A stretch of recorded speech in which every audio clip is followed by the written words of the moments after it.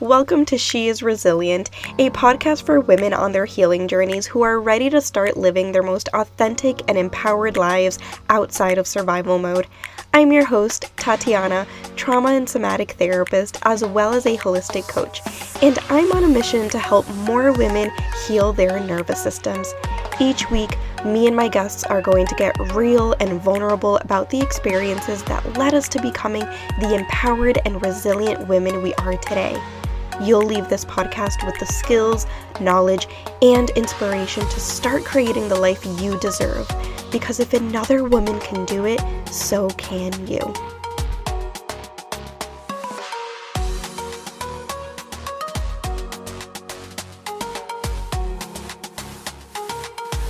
Welcome to another episode of She is Resilient. Today we have another guest, Veronica. Veronica, do you want to introduce yourself and tell us who you are and what you do for a living? Sure, thank you. And thank you so much for having me here. Veronica Barragan is my name. I actually also go by my spiritual name, Joti Radjeep Kaur, which was given to me through the teachings of Kundalini Yoga. I'm a holistic Kundalini Yoga Therapist as well as a spiritual counselor. I've been on this journey of healing my entire life, and it really was my life that led me to the work that I do now with helping women disrupt generational karmic patterns of trauma. Wow, amazing. And so maybe we'll get into what Kundalini Yoga is in a little bit, but I kind of want to hear more about who you were before you became this current version of you. What were some of the things that you've overcome? Tell us a little bit about your own healing journey.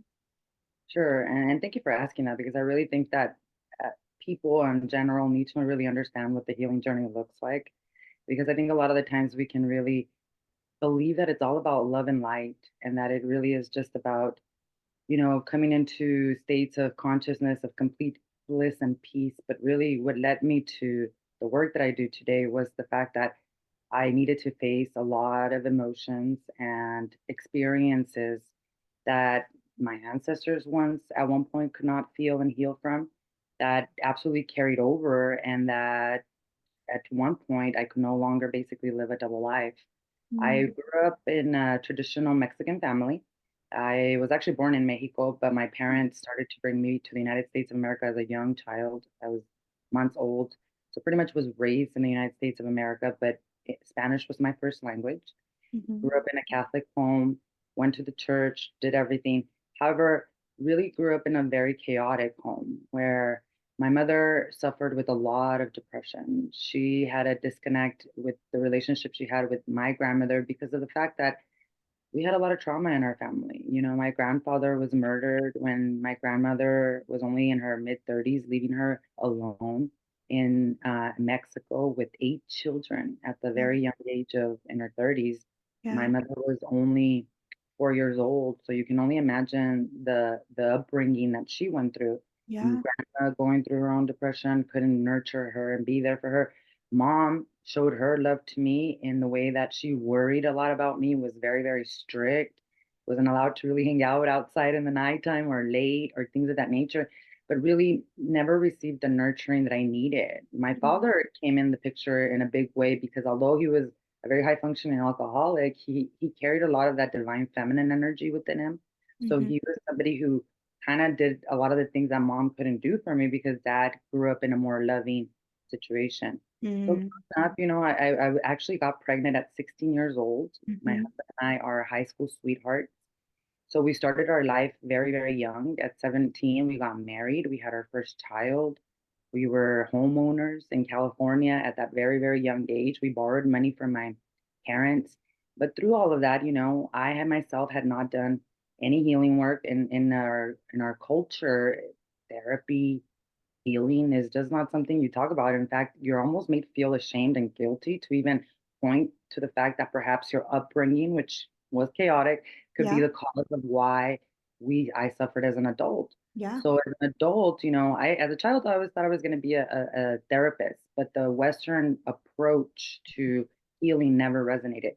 So when I finally decided to go on my own healing journey, because at that point I decided therapy school was not going to be for me. I became a real estate broker. I was managing hundreds of agents. I owned my own real estate company. I was very, very involved in leadership at a local, at a national level, young, a woman of color in the rooms where there were not a lot of young women of color. To the Mm-hmm. outside world, I looked like a complete success. Everybody was thinking, look at her. She has her high school sweetheart. She has these two children. She has the material wealth. She's built a name for herself in this industry. No one knew that deep inside of me, I was actually dying and Mm-hmm. with the stress of life with alcohol. That was my mechanism of numbing and running away. So I was a very high function alcoholic where basically I would come home from work and the first thing that I had to do was have my bottle of wine. It was Mm-hmm. something that I really could not function until one day, this was back in 2015 when it caught up to me. I went through a serious, what doctors or Western medicine would call burnout. But to Mm-hmm. me, it was really a very dark night of the soul Mm. where I could no longer continue to pretend to be someone that I wasn't. And Yeah. that's what led me to my healing journey to the Amazon jungle, first working with 17 days in the Amazon jungle with plant medicine. Wow. Yeah, that was a breakthrough, but it was not the pivotal uh, grounding technique that allowed me to actually bring the healing journey home. When I came back from the jungle, I was still drinking alcohol because I Mm-hmm. couldn't really integrate myself and integrate what everything that had happened in the jungle. It was like, oh my gosh, it was like thousands of years of therapy in Mm-hmm. 17 days. Yeah. So when I came back, that's when Kundalini Yoga came into my life after prayer, after surrendering. And that's when I found Kundalini Yoga, or when she found me, that's when I was able to heal the addiction to alcohol, heal my relationship with my husband, my children, the relationship with my mother. And that's Wow. why I've dedicated my life now to helping others do the same. Wow, that is amazing. So maybe you can tell us a little bit about what Kundalini yoga is. I've heard of it, but I don't really know too much about it, and some of my listeners might not know. So tell us what that is and how is that different than regular yoga? Sure, thanks. That's a great question. And when I started my healing journey, I went and I seeked out all these different holistic techniques. So I was Mm, practicing, I became a Reiki certified. I was studying all the different spiritual traditions of the world. This started back mhm, in 2008 when the first economic real estate crash happened. And mhm, we were going through a major spiritual awakening, then my husband and I. And I played with, or I tried different types of yoga. I mhm, tried the Bikram yoga, which is a really hot yoga. mm, I mean, I was doing different things, but nothing compared to when I integrated Kundalini yoga, because what Kundalini yoga is she is the mother of awareness and she's a science of energy. mm, So to really, when depression is the suppression of emotion, and what you do with the practice of Kundalini yoga, which is comprised a lot of breathing techniques, of chanting sacred sound frequencies, and of using hand mudras, which really then, when you control the mind, the body follows. But it's really a fundamental meditation practice. And what I realized was that before understanding the science behind it, because as a therapist, as a Kundalini Yoga therapist, I started to really understand the science behind it. But what it was doing was alchemizing emotions. It was transforming those low vibratory emotions of guilt, of fear, of the way I was running from my past, of lack of acceptance, lack of forgiveness.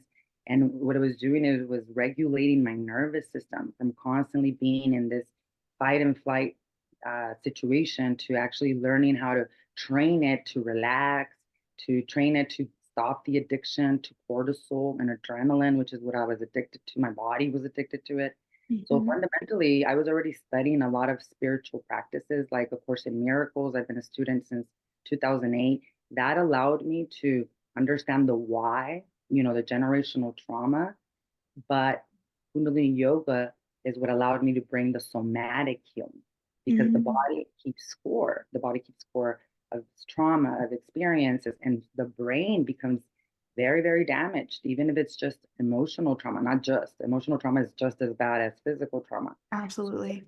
Kundalini Yoga does is that it focuses on the nervous system and on the brain to bring agility to the brain to repair it.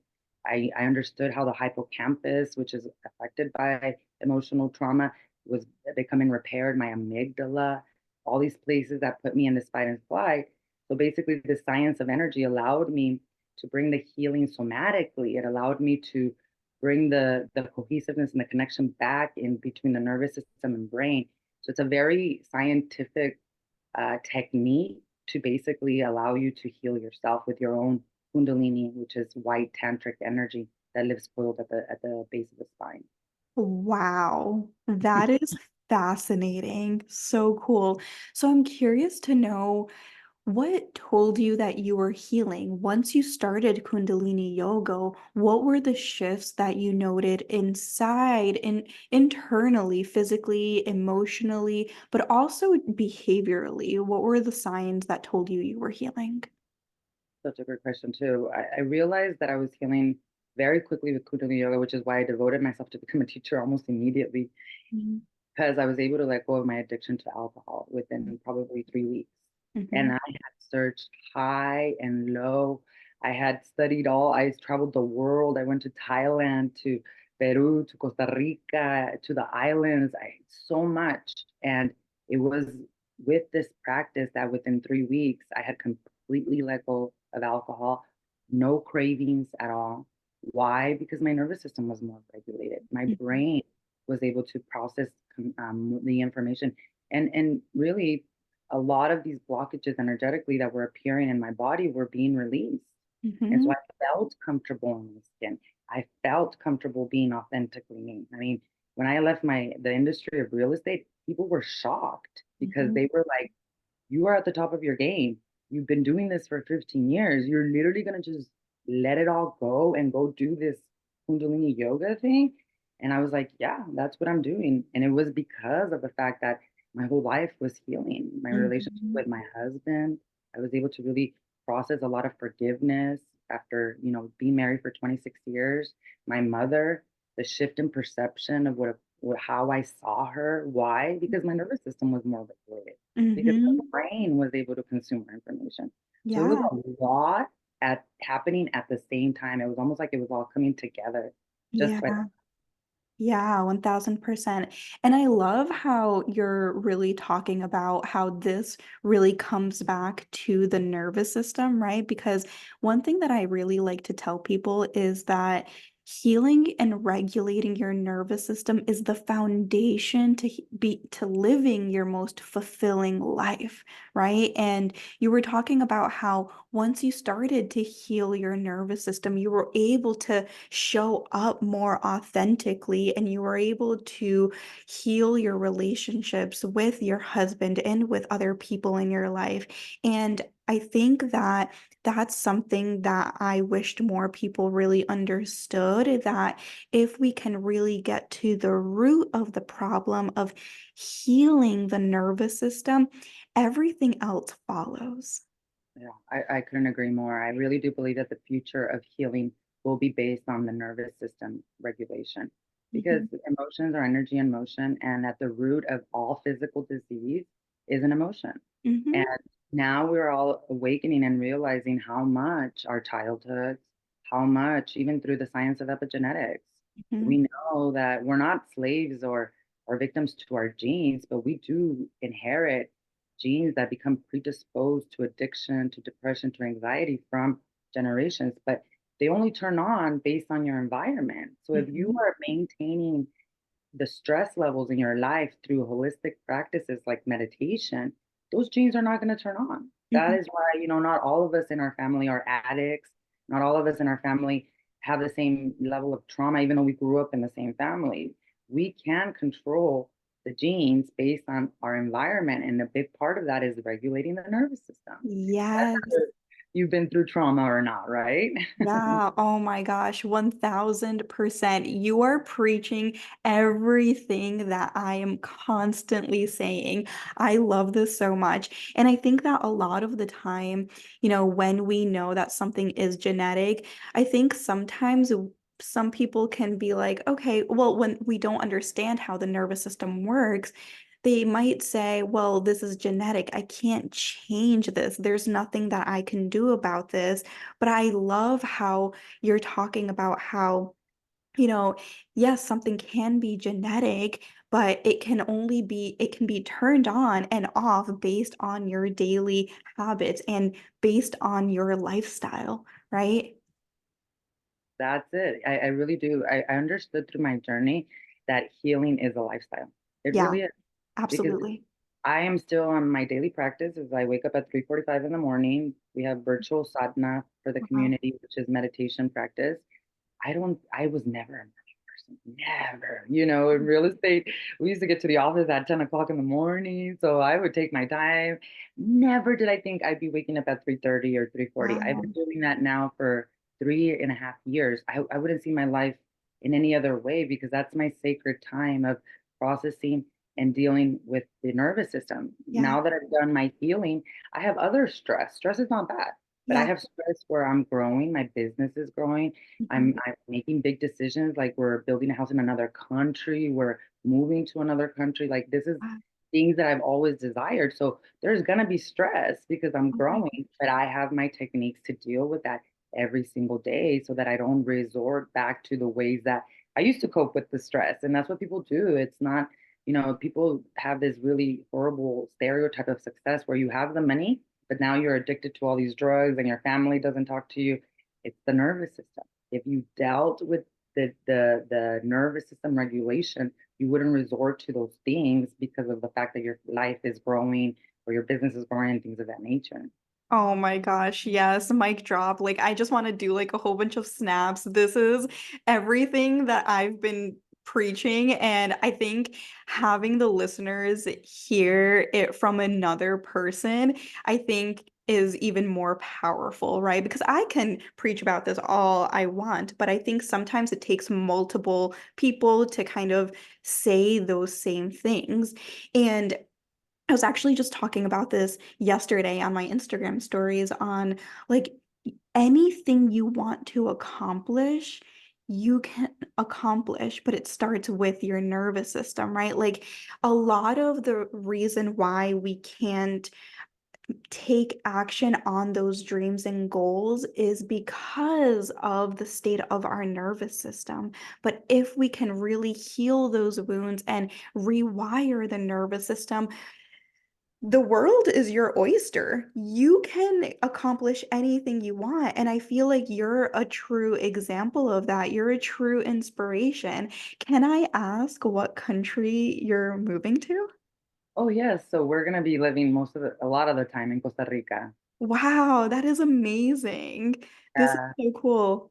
Yeah. yeah, we fell in love with that country. Obviously, we're from Mexico, and my parents have a house. I was born in Mexico, and my parents have a house in Mexico. But when we went to Costa Rica for the first time in 2014, oh my God, we fell in love. And it just felt so safe and it felt like almost like a past lifetime, like we'd been there. So Yeah. we kept going back and we kept going back and it kept calling us back. We've been there, I think this is 4 times, I think, total. But this last time we're like, it's time. And what our goal is to actually create a healing center there.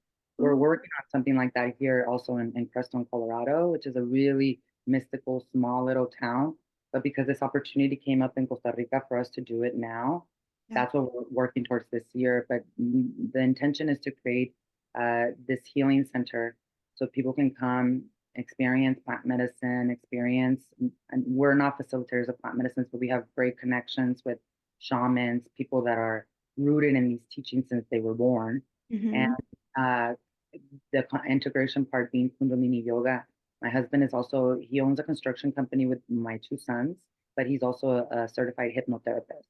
Wow. So yeah, and he's a sound healer. He's very much into sound healing and very musical and artistic. He's the one that grounded me because when we met, I was like masculine, I want to live in New York and open up a fashion company. And then Ah. together, like he just really connected me back to my roots, to nature. Yeah. And so that is our intention to be able to do retreats there. Wow, that is beautiful.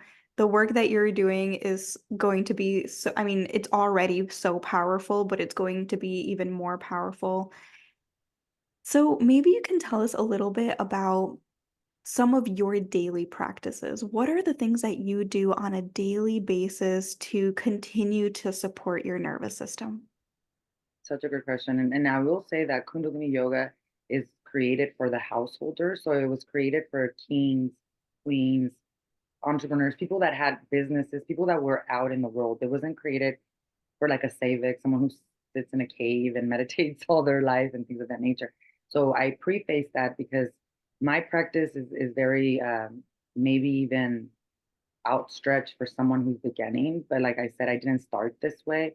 It's been about 3.5 years where I wake up every single morning at 3:37 a.m. I have my clothes ready. I put I get my clothes on, turn on 3:45 a.m. Uh, sadhana, we call it sadhana. It's our daily spiritual practice. And then we start with this prayer from 3:45 a.m. to 4. Then from 4 a.m. to 6:30 a.m. we do chanting. So there's a specific sound frequency in Kundalini Yoga that we chant.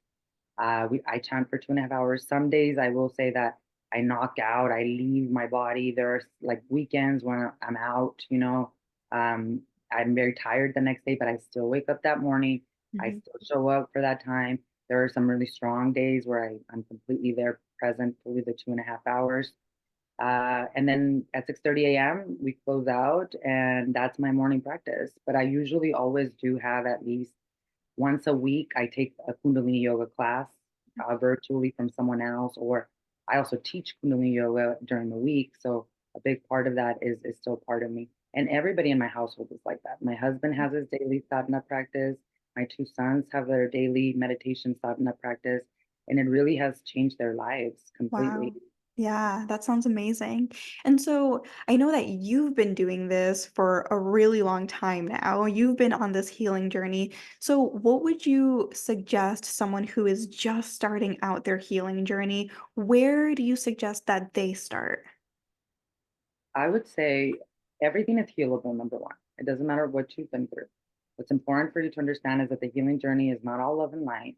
And I would say to pick a 3-minute meditation because we have got to deal with the body keeping score of all of this. You can go, I have clients who would come to me, they've been through therapy, they're so enlightened about what it is that's wrong with them, but it's still at the level of the body. So we don't have to do something tremendously big. In fact, small changes create tremendous change. I started with 3 minutes a day of meditation.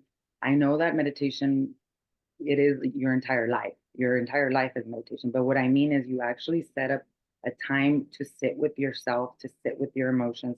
It does not mean you go into a coma and you go into the state of bliss, because there is no good or bad meditation. It's you setting up an appointment to retrain the nervous system to regulation, and also to just feel your emotions, to purge, Mhm. to feel what it is that you're moving through. And picking a very simple meditation for 3 minutes a day, sticking to it. In Yeah. Kundalini Yoga, we have scanned the brains of meditators. It's at the 40-day mark where the gray matter starts to dissolve itself. The first few weeks of your meditation is going to be uncomfortable. You're going to hear your voice, inner voice of the ego tell you it's not working. Why are you doing this?